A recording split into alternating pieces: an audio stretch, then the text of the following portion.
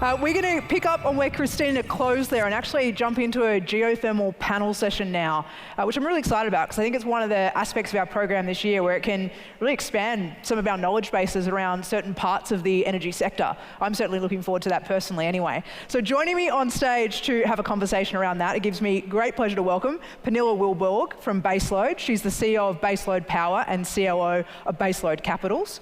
Joining Pernilla is Shramoto Ghosh, who's at Chevron as the General Manager of Emerging New Energies for Chevron. Then we have John Redfern, President and CEO at Eavor Technologies, an investor, advisor and serial entrepreneur. And I know this is a very confusing configuration, but we're going to all work it out together because we're capable of that. I'm going to push this here. There we go. Let's do this. Nothing like a bit of shape-shifting live on stage, right? Perfect. And finally, Anne, thank you for holding off over there. Come on out. Anne, President of GeothermEx, a Schlumberger company, and the Global Chair of Women in Geothermal. Can you make them feel welcome? Yeah.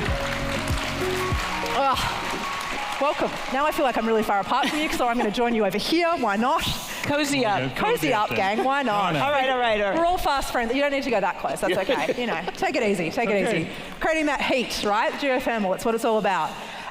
So that was a really great kickoff presentation there. It gives people a little bit of a sense, maybe for those who might not have previously heard all that much about it, with the way Christina set it up.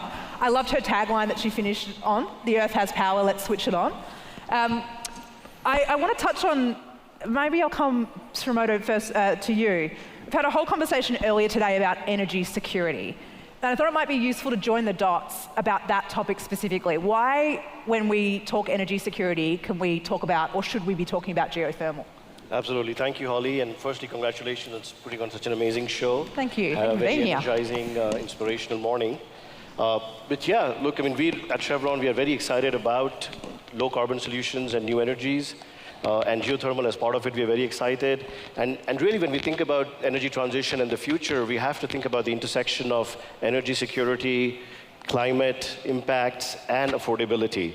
And when you think about geothermal, and especially in the new generation, 2.0, as we say, with the new technologies that are coming on, geothermal can provide not only the always-on 24/7 baseload power, but it also has the potential to unleash geothermal, which is ubiquitously available across the world in different degrees of temperature and pressures, et cetera, to be available right heat beneath your feet, right? So by developing it in local areas where the consumers are close and where you can apply it locally, you certainly can create energy security by developing it right where the load is, rather than relying on specific countries or specific supply nodes. You can develop it globally. So that's why we think, when we think geothermal, we're excited about its baseload attributes and the ability of it to also supply and provide energy security.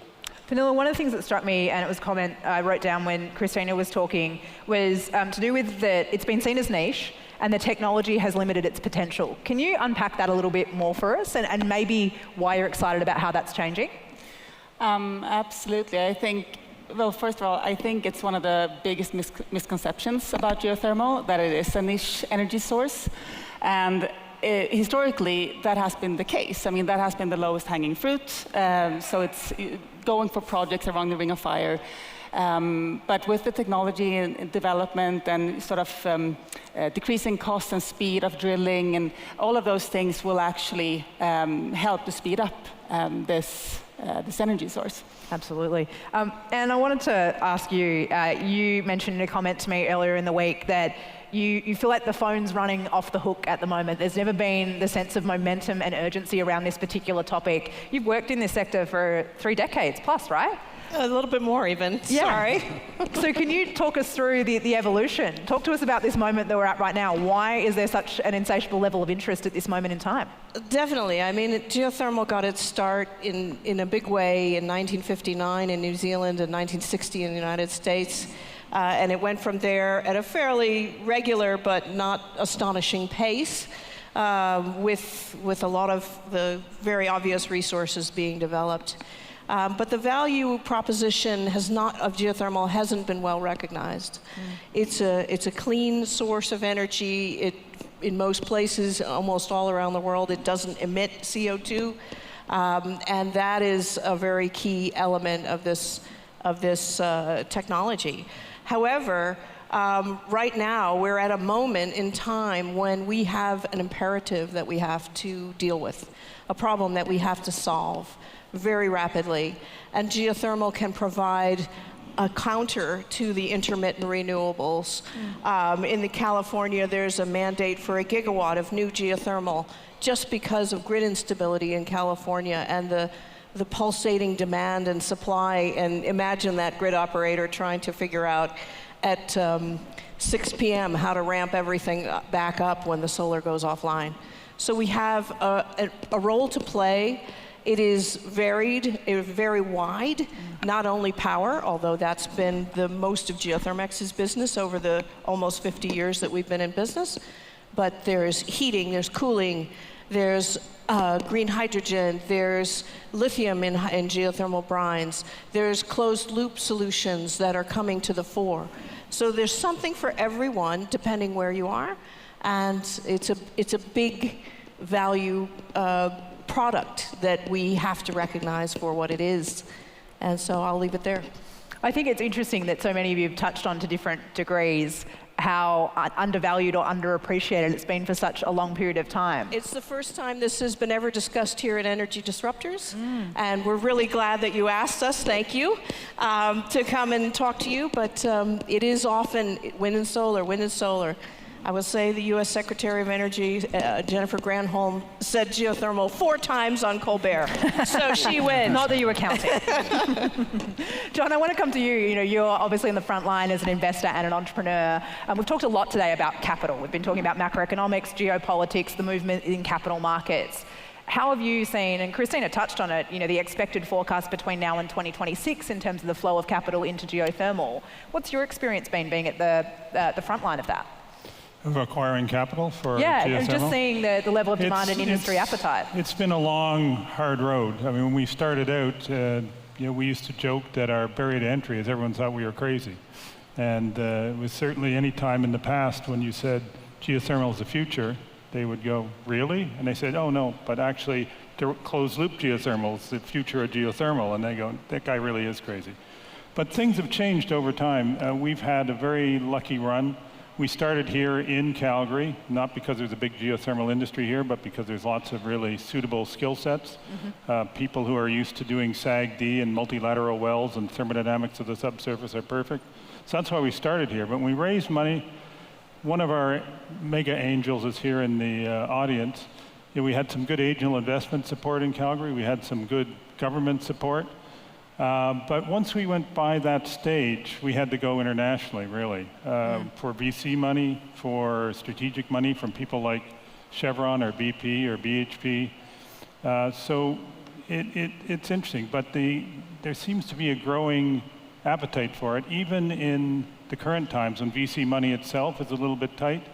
Strategic investors still seem to come into this category. We had a period of about 10 years, I think, up to recently, when there was no venture money whatsoever going into geothermal, and now there's Baseload, ourselves, Fervo, a whole bunch of people, all are, you know, raising a lot of money, and that's got to be recognition that we're addressing something urgent, and especially not just in the power side, as you say, but in the heating side.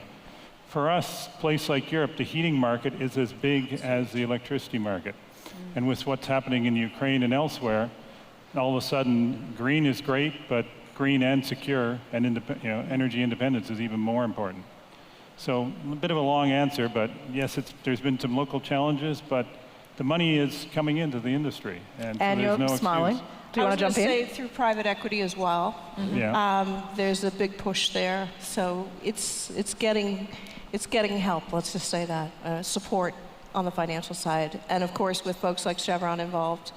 With Schlumberger New Energy involved, you know, these are big names that attract some funding. Yeah, but the real crucial difference that has allowed people to raise money from wherever it is right now is before, geothermal just wasn't scalable. Now people have seen a number of different ways it can be made scalable, and that makes all the difference. Because unless you're doing something massive, you're not part of the solution. You're a sideshow. And we have an opportunity here to be the central show, which is exciting. Yep.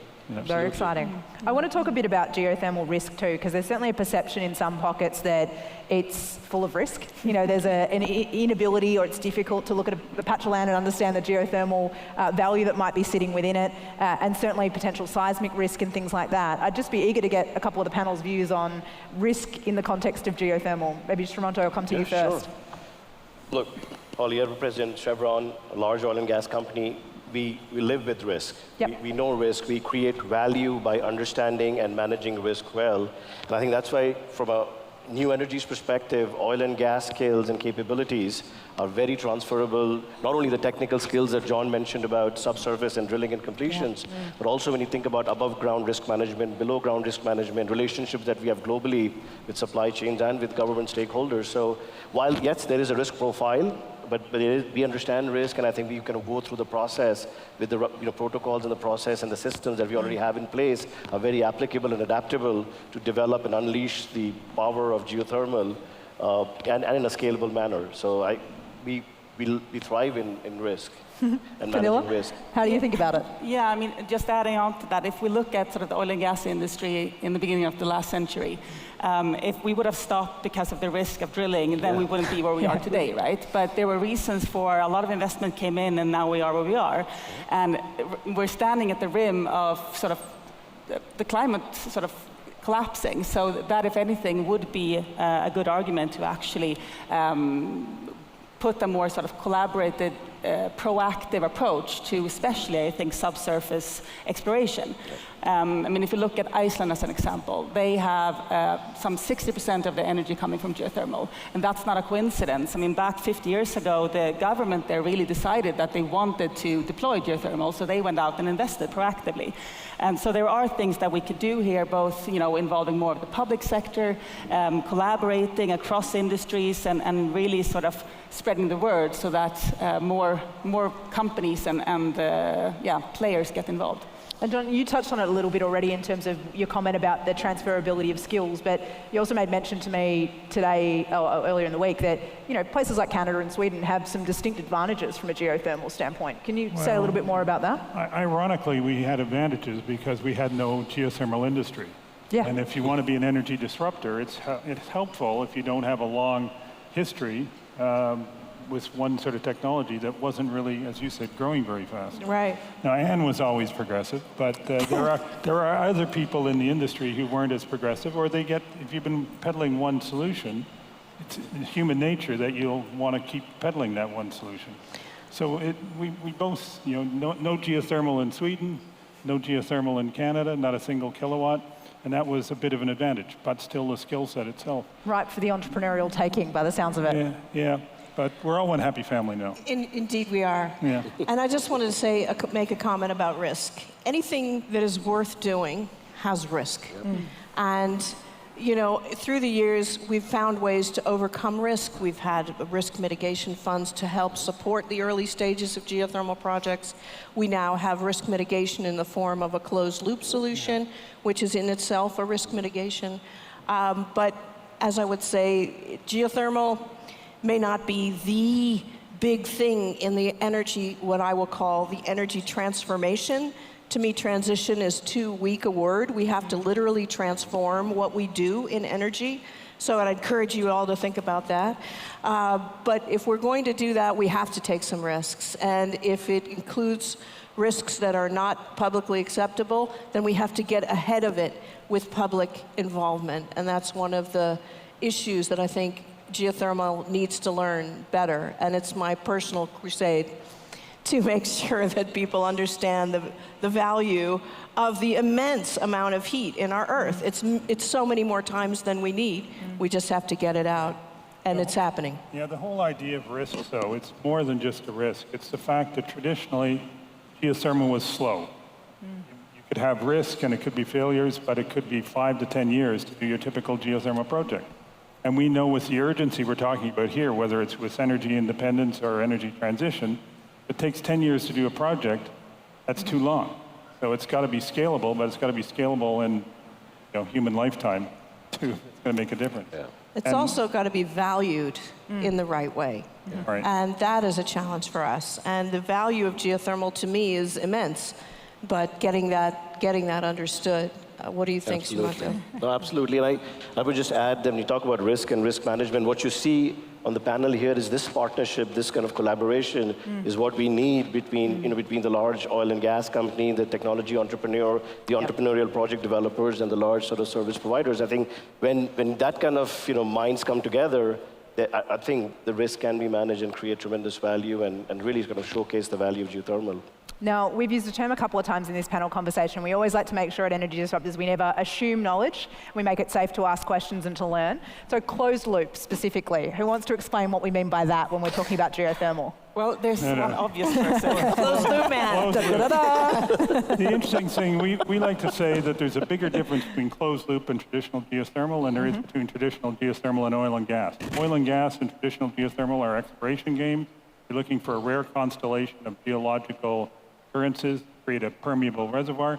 For ourselves, we take a lot of the geology out of this by just drilling what's really a massive heat exchanger or radiator miles below the surface. And by massive, I mean massive, 50 kilometers of open well bore, at least one of these things. So it's all about the scale of it. And once you do that, like I say, it can speed things up, it can scale things up because you can do it where you want it, and it changes the whole equation.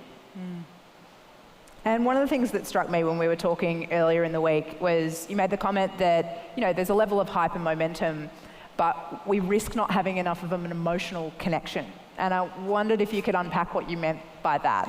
Yeah, and it was Graham that actually noted this, and Pernilla will remember, it was at a Baseload Capital event, is that geothermal's problem is that you don't have an emotional connection to ordinary people. And I think this is true, but there's an easy way in. Ground source heat pumps, district heating, these are tangible things that mean something to people, much more than power to the grid, which might seem sort of, at a level that they don't really comprehend. So that's an important thing. And I would just encourage everyone to sort of think about what geothermal can do for them. In every place, there's a use that can be had. So it can bring the word geothermal into the dinner table conversation and into the renewable electricity supply conversation as well. So geothermal has a branding problem, does it? It does. It does. And we've been talking about this because if you think about it, if you ask your kids at home, most of them know solar power, they know wind power, but I still haven't heard anybody, not even my own children, before I told them what it was, had heard about geothermal power. So it's really something we need to, as an industry, unite our voice and reach out further and stronger and sort of educate about this incredible power source. And as Anne was saying, it's not only power, it's heat as well. So it's energy, and there's so much that can be done with it, and it's quite cool. So I get the sense there's an extraordinary, and you jump in, but there's an extraordinary amount of optimism amongst this group of people, not only in the capability, but in the future that's able to be realized. Is that a fair assessment of the group? Yeah, absolutely. And I think there's hybrid solutions for geothermal, not only geothermal alone. We can go into deep basins, we can do green hydrogen, we can do lithium extraction, we can do so many things. So it makes a nice bedfellow, I think, with other technologies. So we need a nice visual for geothermal. And by its nature, it's hidden kilometers below the surface. So I know some of the stuff we've all tried is instead of showing a windmill or a solar farm, we show an empty field and say, that's geothermal. That's it. Because we're actually the absence, which is it's the hardest sales job, isn't it? Or messaging job. Yeah, absolutely. So if we were to flip it and go, if we were to pre-mortem and say that in 5-10 years' time, geothermal had not reached the potential of some of these forecasts and some of your optimism and ambition here, what would you say would be the likely causes of that failure to realize? What are the things that sitting in this room today people need to be following, paying attention to, that are going to be the determining factors on whether we see geothermal play the role that it's capable of playing, I'm hearing from all of you, in the energy transition? What would you nominate as the risks or the challenges that need to be overcome? I think the biggest challenge is that the externalities, which is a word that hasn't been spoken much at this conference, which surprises me, the externalities associated with the kind of energy we typically produce has not been quantified and put on to the people who produce it. So there's a false economy when people say, geothermal is too expensive. That's total rubbish. It's not too expensive. It's incredibly valuable and incredibly economic. Projects get going and they run for 30, 40, 50 years. They make a lot of money for people. However, the price that's paid is always compared to the price for fossil fuels, particularly oil, gas, and coal. And that is something that I think is a hindrance. I'm not really answering your question, what would be failure? But maybe the failure could be the lack of recognition of what air pollution is doing to people and that is produced from these other sources of energies. And all of us have to answer that question. And then geothermal will have a fair playing field to compete.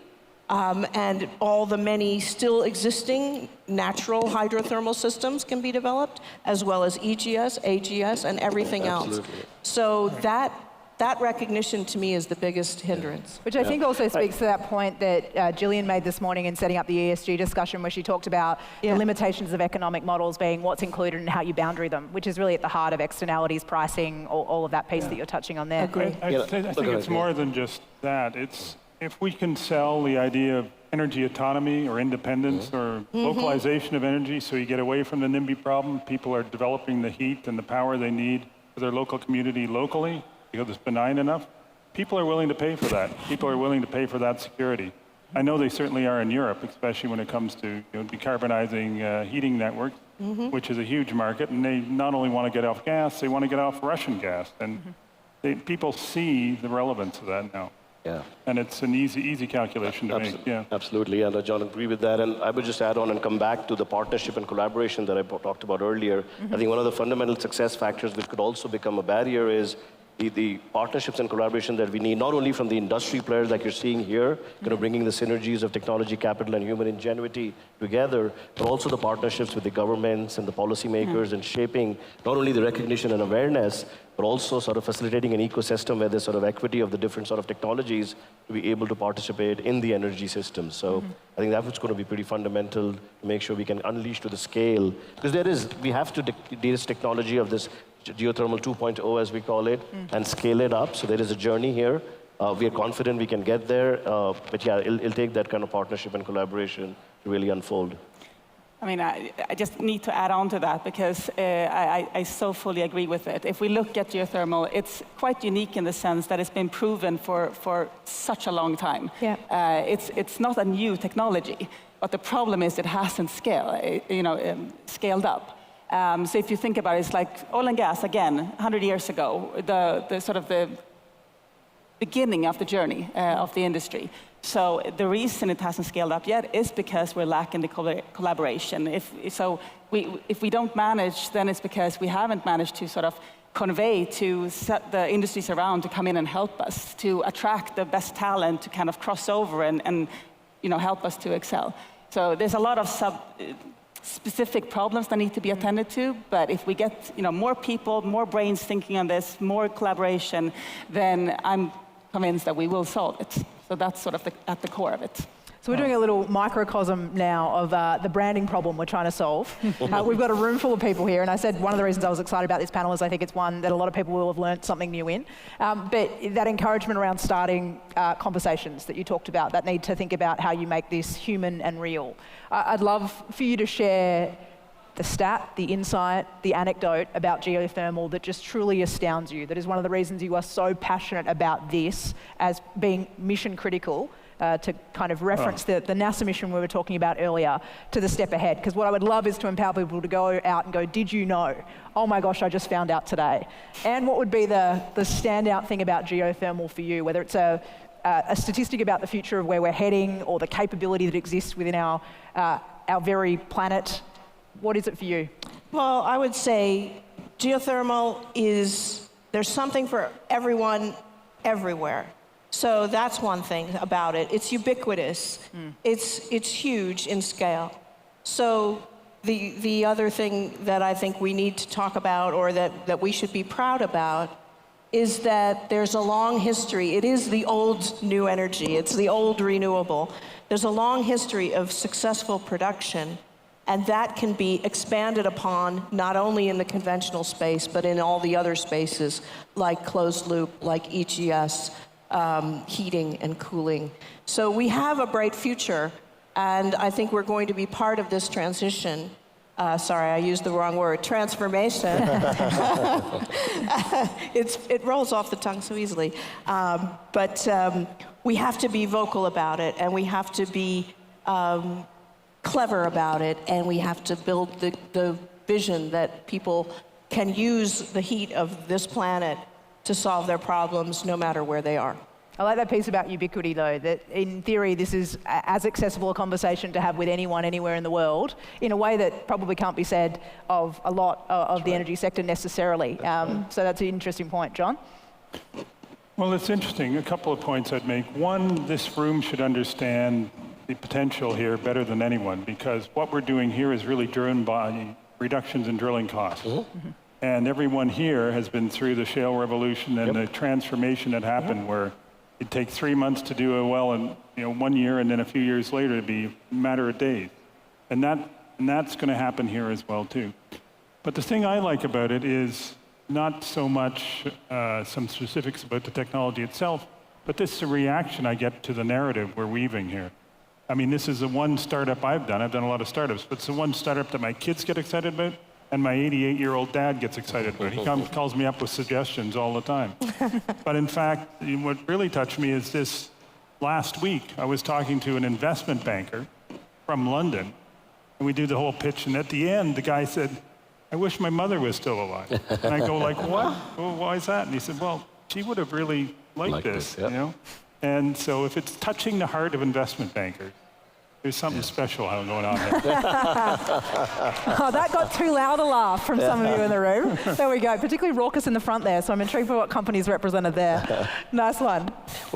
What connects me to geothermal and what my conviction grows every day, Holly, is that it's on, it's everywhere, and we have the skills and capabilities to really sort of adapt and unleash this potential. If we're not waiting for some miracle, we're not waiting for some sort of magic resources or capabilities, I think we have it from the shale revolution or other sort of areas that we can translate it to. On a personal note, what connected to me was that I was traveling in Iceland with my friends Alex and Matthias early in February, and I saw bread being baked, covered in soil by geothermal heat right there by the road. And that was like, it's on, it's real, and it can be for everybody, everywhere. Awesome. Pernilla? I mean, for me, it's just the simple fact that the opportunity is there. I mean, we have enough energy in the Earth's crust or more energy than we could ever dream to consume.